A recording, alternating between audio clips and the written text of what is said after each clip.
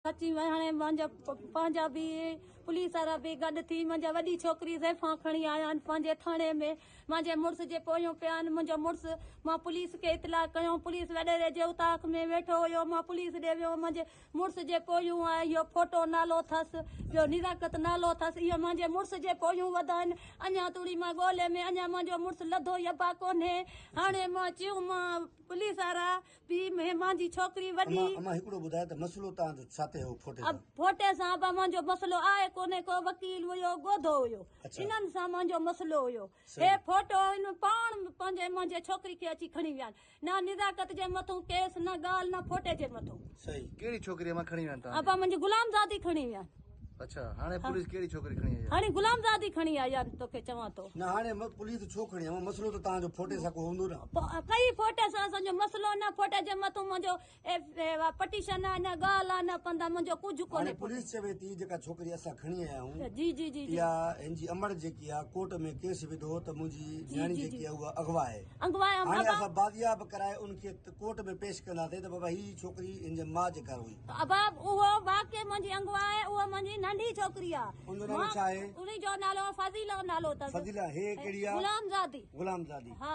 फज़ीला अञा अगवा आहे? अगवा आहे, अब मूंखे अञा मोटाए कोन ॾिनो अथनि। पुलिस खणी आई, उनजो नालो छा आहे? गुलामज़ादी। पुलिस जे खणी? हा, गुलामज़ादी। हिनी जेको खणी विया हुआ खणी विया आहिनि, उन्ही जो मुंहिंजो बेफार में निकितल आहे छोकिरी जो। अच्छा, हा, बेफार फज़ीला जो बेफारम निकितल आहे। सभु ॻाल्हि मुंहिंजा थियल आहिनि। मुंहिंजी छोकिरी आहे 9 सालनि जी। हे खणी आया आहिनि, सॼा ॾिसनि था फोटो छोकिरी जो खणी त उहो बिला शक उॾारे छॾियो था। मुंहिंजी छोकिरी ज़ैफ़ा खणी आया आहिनि। हिननि सां हाणे हू पुलिस चवे थी त असां कोर्ट में पेश कंदासीं, पोइ छोकिरी जेका बयान ॾींदी पोइ थींदो। अब मुंहिंजी वॾी बयान ॾींदी, वॾी खे खणी आया आहिनि। ज़ैफ़ा शादीशुदा जेतिरी आहे, 9 साल वारी काथे त वॾी काथे आहे। मूंखे महिरबानी करे पंहिंजी वॾी छोकिरी मोटाए ॾियनि था। तव्हां चओ था मोटाए ॾियनि? मूंखे मोटाए ॾियनि था। हाणे कोर्ट फ़ैसिलो कंदी पोइ ईअं थींदो, पुलिस चवे थी। पोइ कोर्ट कीअं फ़ैसिलो? हा, छोकिरी नंढी हुजे त पोइ कोर्ट फ़ैसिलो करे थो न। अच्छा, हा, मुंहिंजी वॾी आहे, ज़ैफ़ा आहे, शादीशुदा जेतिरी आहे। तव्हां हुनी जो वठी अची तव्हां हुनी खे बि उॾारियो, ॾसायो था सॼनि खे, बाबा ॿाहिरनि खे, कहिड़ी छोकिरी आहे कहिड़ी न आहे। तव्हां जेका पटिशन विधी त फज़ीला जेकी अगवा आहे उहा कंहिं ते विधी? हा, उहे विधसि ॻोधा फोटा ऐं वकील खणी विया आहिनि। वकील ॻोधो खणी वियो आहे मुंहिंजो छोकिरी, ॿ ॿुटारा हुया।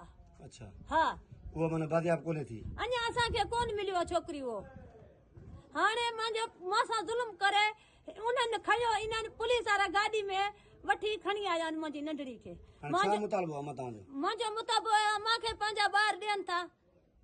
जेको मुंहिंजो वियल आहे उहो मां पटिशन जीअं चवंदो ईअं कंदासीं। बाबा भूंगा वठनि, पैसा वठनि, जेको वठनि, मूंखे पंहिंजा उहे मोटाए ॾियनि था।